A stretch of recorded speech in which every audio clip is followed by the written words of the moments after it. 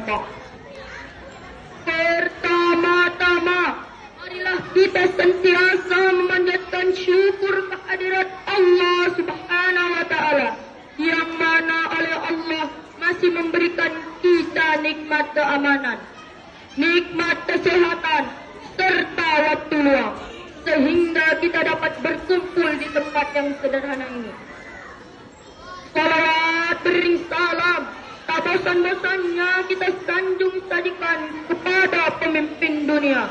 Tampannya sungguh luar biasa, kalah tampan artis Korea. Siapakah beliau? Beliau adalah baginda Nabi besar kita Muhammad sallallahu alaihi wasallam. Sebagaimana beliau membawa kita dari zaman jahil ke zaman Islamia, dari zaman naik unta ke zaman naik Garuda, seperti yang kita rasakan saat ini.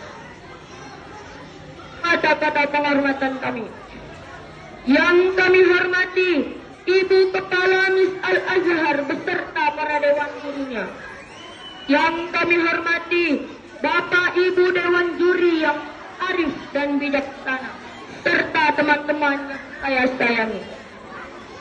Teristimewa sekali kepada Ibu MC yang telah memanggil nama baik kami untuk menyampaikan pidato yang berjudul Merajut Asa dalam Mewujudkan Perdamaian di Palestina. Tidak dapat dipungkiri bahwa saat ini dunia sedang tidak baik-baik saja. Di beberapa negara kawasan Timur Tengah, khususnya Palestina, masih terjadi peperangan yang belum kunjung selesai tersebut.